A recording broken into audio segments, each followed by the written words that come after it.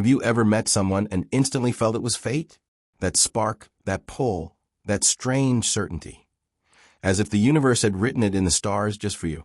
Maybe it happened at a party, maybe it was a chance encounter on the street, or maybe it was a smile from across the room. And in that moment it felt undeniable, almost magical. But here's the question. Was it really destiny? Or was something deeper happening inside you? Carl Jung, one of the most influential psychologists of all time, believed that what we often call fate in love isn't just romance.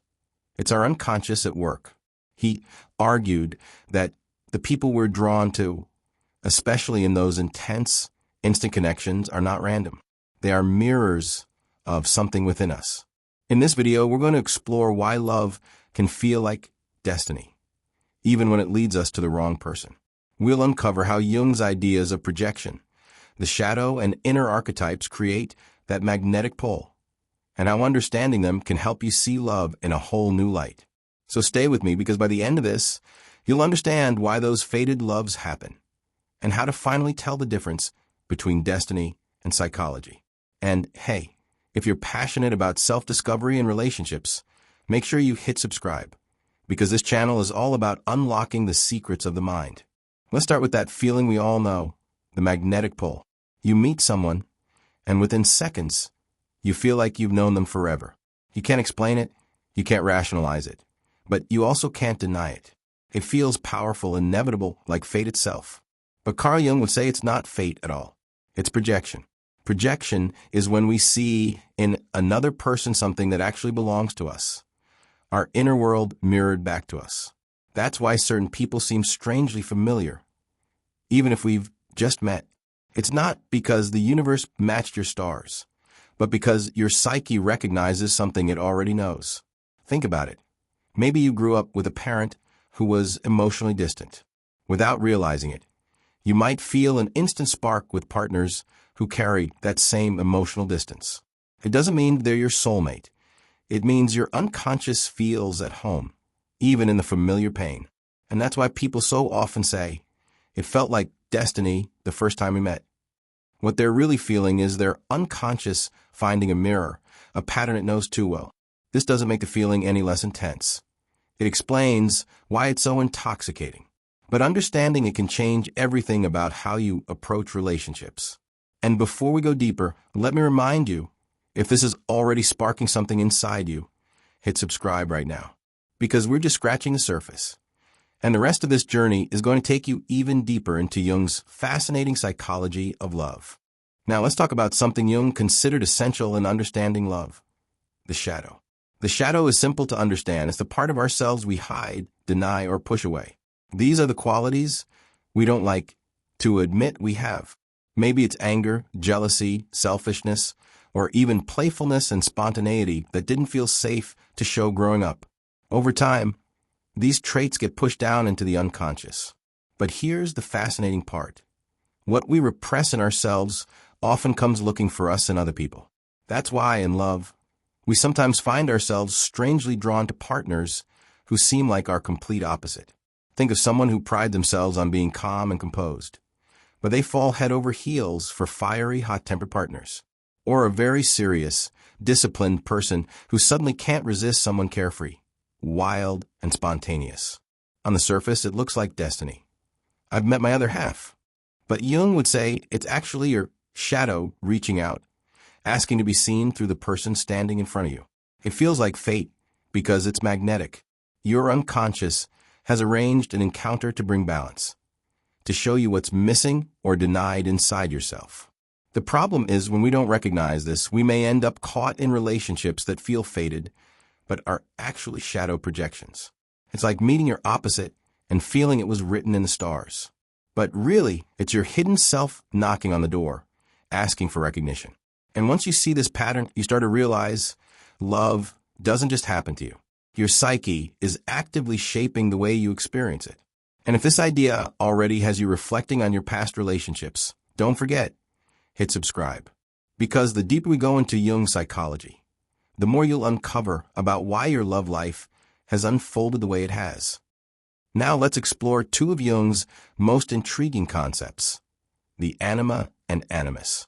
Jung believed that every man carries an inner feminine image, the anima, and every woman carries an inner masculine image, the animus. These inner figures aren't just abstract ideas. They live in our unconscious and profoundly shape how we fall in love. Here's how it works. When we meet someone who reflects this inner image, we project our anima or animus onto them. Suddenly, they don't just seem attractive.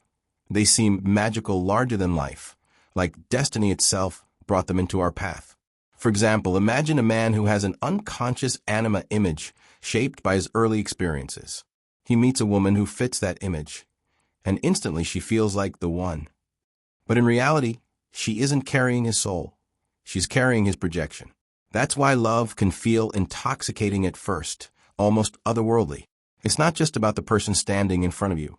It's your psyche projecting an inner figure onto them. But here's the catch. When the projection fades, disappointment often follows. The person no longer matches the glowing inner image we painted on them. That's when people say, love betrayed me, or fate tricked me. But really, it wasn't fate. It was our unconscious playing out a story. Understanding this doesn't make love less beautiful. It makes it more real. Because when you know about anima and animus, you stop expecting someone else to carry your inner image. Instead, you learn to see them for who they truly are. And if you've ever wondered why love turns from magical to complicated, Jung has the answers. That's exactly why you should subscribe, so you don't miss the next deep dive into the psychology of love. Now let's go even deeper, back to where it all began, childhood. Carl Jung believed that the roots of our adult relationships often lie in the earliest bonds we formed with our parents or caregivers. These early dynamics leave powerful imprints on our unconscious, shaping what feels familiar in love. For example, if you grew up with a critical parent, you might unconsciously be drawn to partners who are critical too. If you had a parent who was emotionally distant, you may repeatedly find yourself falling for partners who feel just out of reach. And here's the key. It doesn't feel wrong at first. It feels familiar. It feels like home. This is why so many people say, I don't know why, but I always end up with people like this. To the conscious mind, it looks like bad luck. But to the unconscious mind, it's not destiny. It's a repetition. It's your psyche circling back to what it knows, hoping to finally resolve what was left unfinished. Think about someone who constantly falls for unavailable partners. On the surface, it feels like fate cruelly keeps sending them the wrong person. But in reality, it's their unconscious seeking out a familiar dynamic, chasing the hope of healing an old wound. Understanding this doesn't mean blaming your past. It means recognizing the script your unconscious might still be running. And once you see it, you have the power to change it. And if this is making you reflect on your own patterns, don't forget to subscribe. Because the more we uncover Jung's wisdom together, the closer you'll get to breaking free from cycles that no longer serve you. So now the big question, why does love feel like fate? Jung would say it's because the unconscious is incredibly powerful. When it projects, when it pulls you towards someone, it doesn't whisper, it shouts. That magnetic pull, that spark you can't resist, feels bigger than logic. It feels written in the stars. But in truth, it's your own psyche at work. Love feels like destiny because it carries the weight of your shadow, your childhood imprints, your anima or animus, all converging in one person. That's why attraction is so strong. It's not random. It's deeply personal. Think about that moment when you meet someone and your whole body reacts. The butterflies, the adrenaline, the sense that you were meant to meet them. Jung would say, that's not just romance. It's your psyche saying, here's the lesson you need right now. And here's the beautiful part. Even if the relationship doesn't last, it doesn't mean it was meaningless. Wrong loves are not mistakes. They are teachers. They bring your unconscious to the surface. They reveal wounds you didn't know were there. They force you to grow in ways comfort never could. So what if instead of asking, why do I always fall for the wrong person? You asked, what is my unconscious trying to teach me? That shift can turn heartbreak into insight and patterns into freedom. And if that idea excites you, if you're starting to see love in a whole new way, then make sure to subscribe right now. Because we're not done yet. Jung's wisdom goes even deeper. And what comes next might just change the way you see your future relationships. So, how do we break free from this powerful illusion of fate? How do we stop falling for the same patterns again and again? Carl Jung gave us a simple but life-changing answer. Make the unconscious conscious. In other words, awareness is the key. The moment you shine a light on your patterns, you no longer have to be their prisoner. Fate may feel powerful, but awareness gives you choice. So how do you do it? Let's get practical. Start with journaling. Write about the kinds of people you've been drawn to, and notice the common threads. Do they remind you of anyone from your past? Try therapy or shadow work, where you explore the parts of yourself you've rejected. Often the qualities that attract us in others are actually pieces of ourselves waiting to be acknowledged. Practice mindfulness. The next time you feel that instant spark, pause. Instead of asking, why am I so drawn to them? Ask, what part of me is being mirrored here? That question alone can shift everything. For example, if you keep falling for distant partners, it may not be fate punishing you. It may be your psyche replaying an old wound, giving you another chance to finally face it. This doesn't mean attraction disappears. It means you start to see it as information instead of destiny. Attraction tells you something about yourself. It's a clue, a map, an invitation. And when you learn to read it, you stop confusing your unconscious patterns with fate. And if this resonates with you, if you've ever felt trapped in the same cycle but are ready to break free, then hit subscribe right now. Because we'll keep exploring tools like this to help you understand yourself, break old patterns, and create relationships that truly nourish you. So what happens when you do this work? When you integrate your shadow, recognize your projections, and stop confusing your anima or animus with real people, love begins to change. It may not feel as intoxicating or dramatic at first. It may not sweep you off your feet with the same dizzying rush. But that's the point. Healthy love feels different. It's calmer, steadier, more grounded. It's not about losing yourself in someone. It's about seeing them clearly as they truly are. Carl Jung believed that the path of individuation, becoming whole within yourself, naturally leads to healthier, more conscious relationships. When you're no longer searching for your missing pieces in another person, you can finally meet them as an equal, not as a projection of your unconscious. The loves that once felt like fate were stepping stones. They taught you, they mirrored you, they woke you up. But the love that lasts is often quieter, clearer, and infinitely more real. And if you're ready for that kind of love, then stay with me. Because this channel is all about helping you see through illusions, discover yourself, and find relationships built on truth, not projection. Make sure you're subscribed, because the journey doesn't end here.